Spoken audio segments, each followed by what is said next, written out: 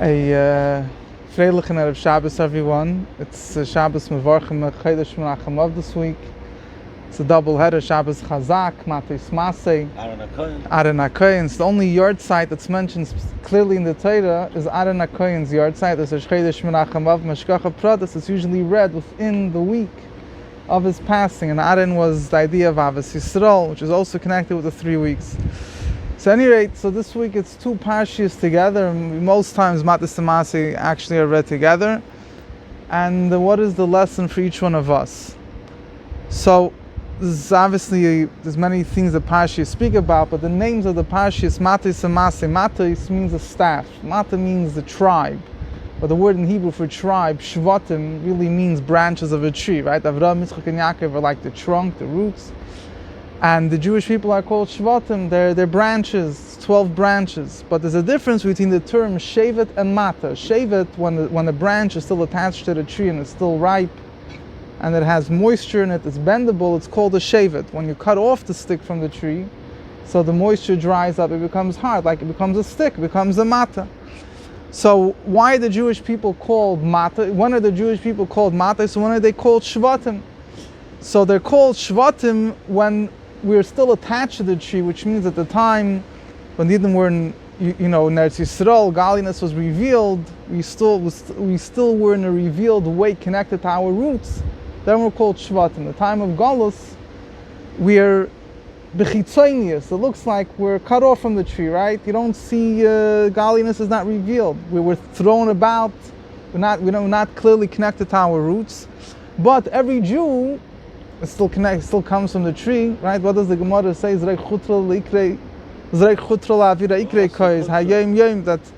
when you throw up a stick in the ear, it's always going to fall back on that side where it comes from the ground.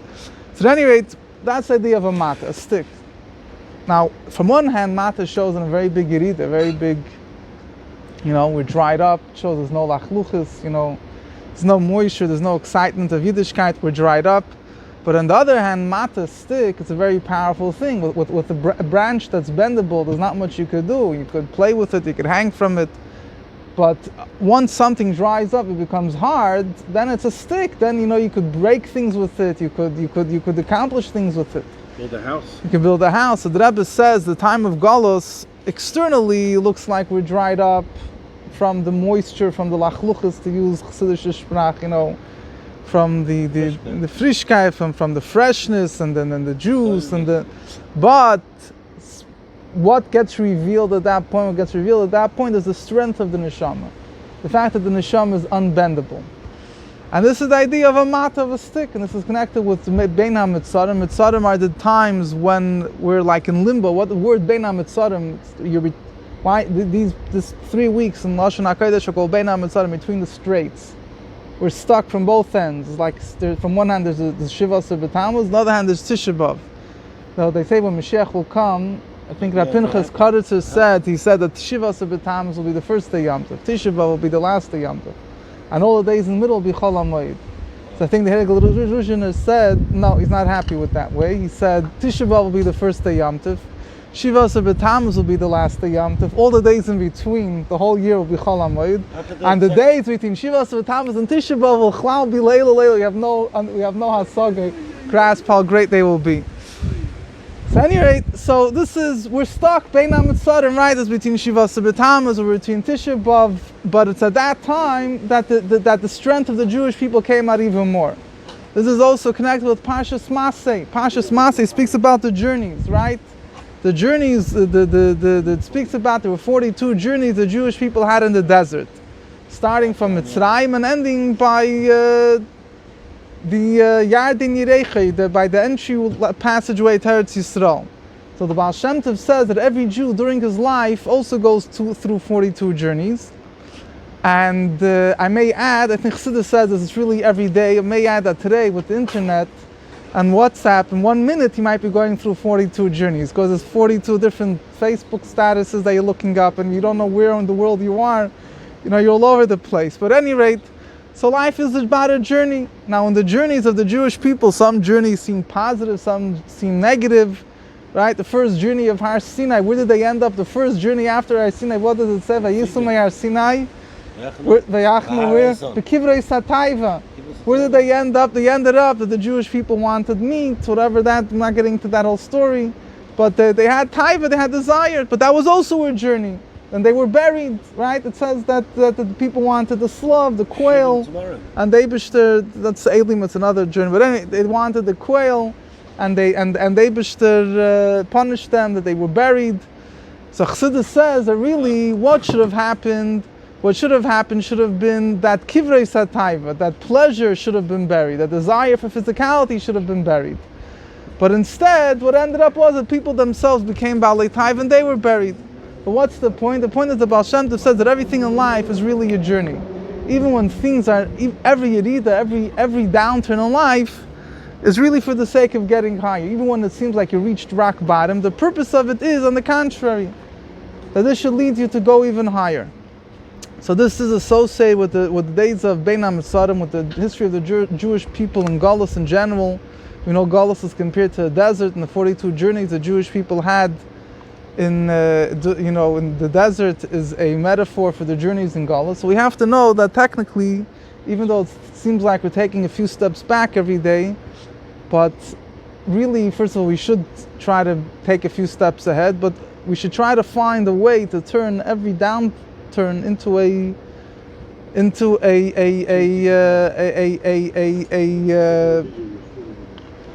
a springboard to go even higher. Just one point also, it's interesting, I think the Rebbe speaks about this by Pashas Matas and Masei, and also Pashas in Seven Vayelech. The terms Matas and Masei seem to be contradictory. Matas means something hard, unbendable, unbreakable, unmovable even. Masei means you're journeying in the country. The whole theme of Masei is to go higher and higher until you reach your eventual goal, the coming of Mashiach, Yadin Yireichai, going to Eretz Yisrael. Now, a lot of people, there's a big struggle many people have. From one hand, Orthodox Judaism believes in sticking to your principles, right? We're Orthodox. We don't change our beliefs and adopt it. The other hand, people want self-expression. They want to feel able to grow individuality. Particularly in the 21st century and so on and so forth. And particularly going to the 22nd century soon. Today life, things run very quickly. I have no idea where you're heading. So, we want to be open-minded, we want to be so open-minded that we question open-mindedness itself.